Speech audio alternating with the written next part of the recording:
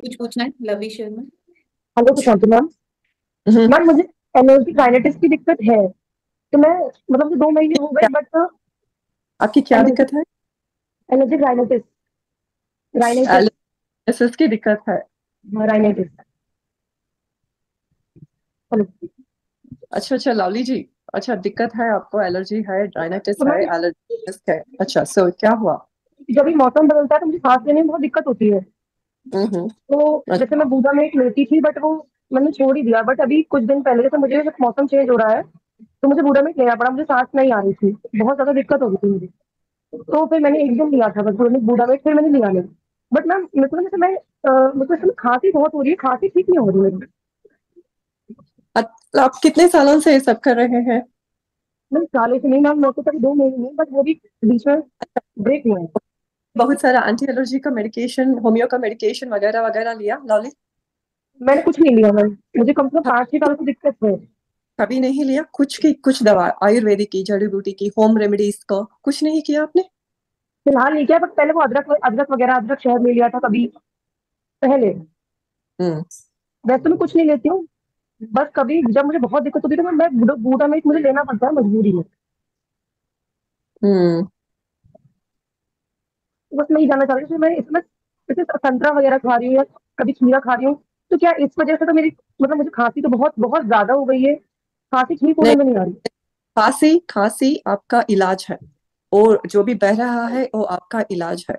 उसको होने दीजिए, क्योंकि आप में ना इतने सालों से, मैं एज्यूम कर रही हूँ कि आप बहुत सारा डेयरी, बहुत सारा रोटी ये सब खाती रहती थी, और घी, और I am sure outside food, बाहर का खाना। इसी के साथ साथ क्या होता है, वो बहुत सारा एसिडिक मटेरियल है, बहुत सारा अल्टर्ड केमिस्ट्री होती है। वो chemistry, Altered chemistry, acidic food, इतना इतना जाके हमारा बॉडी सूख गई है। तो क्या होता है ना, किसी रूम में आप कुछ स्पिल करती है, कुछ स्पिल करती है, वो ड्राई हो जाती है। तो आप पहला क्या करती है, थोड़ा लाके पानी को लाके उस पे फेंक के उसको थोड़ा सोक करने के लिए आप वेट करेगी, और उसी के साथ आप मुझे पहुंचा, वो क्या करती है, वाइप करेगी ना। तो ऐसा ही आपका बॉडी भी कर रही है, इतने सालों से जो भी अंदर गया वो अटक गया है, डिहाइड्रेटेड हो गया, चिपक गया है। तो पहला ये फ्रूट्स क्या करते हैं ना, उसमें बहुत सारा अच्छी तरह से वाटर की मात्रा होती है, ये मिनरल्स सब होते हैं ना, फाइबर अच्छी तरह से। तो इसी के साथ साथ झाड़ू पोछा हो रही है आपके अंदर।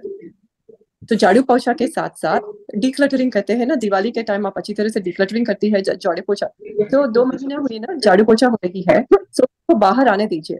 हाँ, बहुत सारा लेकिन दिक्कत होती है, बहुत सारा अनकंफर्टेबल फील होती है, ये तो ठीक नहीं लगता है। जो आप सोच रही हो कि अरे मैं तो इतने फ्रूट खा रही हूँ, 2 महीने हो गए, मुझे तो अच्छी तरह से खिलना है। लेकिन पहला झाड़ू पोछा होगा, सभी को झाड़ू पोछा होगा, मुझको भी, मुझे भी कभी कभी अब लेकिन वो जब मैं अच्छी तरह से रेस्ट नहीं लेती हूँ, बहुत सारा काम करती हूँ, मेरा भी झाड़ू पोछा होती है। सो ये झाड़ू पोछा कब होती है ना, जब भी अटक जाती है बहुत सारा म्यूकस, वो बाहर आ जाती है।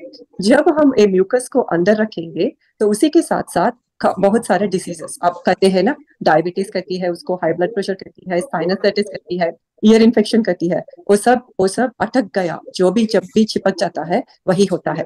लेकिन ये झाड़ू पोछा आपका क्योर है, आपका इलाज है ही। तो अपना उसको सहना है, लेकिन उसको कभी भूलना नहीं।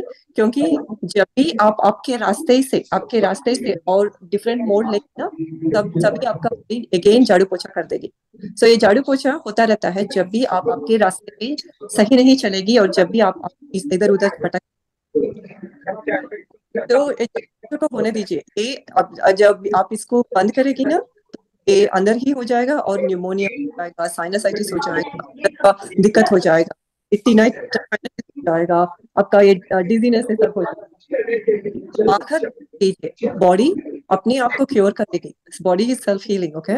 सो लेकिन एलिमिनेशन, ये सबको बाहर फेंक के ही अपने आप को क्योर इलाज होगा। तो आप अच्छी तरह से इसको सही कुछ दिनों में इम्प्रूव हो जाएगा। लेकिन आपके यहाँ एयर का पोल्यूशन ये सब हो, तो आपको अच्छी तरह से उसको भी निभाना, आई मीन अच्छी तरह से उसको भी निपटना है। और मैम मतलब रात में खांसी बहुत ज्यादा, मैं लेटती हूँ रात के टाइम मुझे खांसी बहुत ज्यादा आती है, दिन में नहीं बट रात के टाइम ज्यादातर रीजन क्या हो सकता है? रात के टाइम अच्छी तरह से झाड़ू पोछा होती है, क्योंकि आप कुछ नहीं करेगी ना, रेस्ट करती है ना। सो जब बॉडी समझती है अच्छा मुझे थोड़ा वेकेशन मिला, थोड़ा ब्रेक मिला, और झाड़ू पोछा अच्छी तरह से करेगी रात पे। तो आप ना थोड़े से वाटर फास्टिंग पे चले जाइए, तो ताकि आपके ये झाड़ू पोछा अच्छी तरह से बॉडी उस पे ही फोकस करके करेगी। अच्छा, सो अब तो आप क्या कर रही है, थोड़ा थोड़ा थोड़ा एक एक कमरा करके साफ कर रही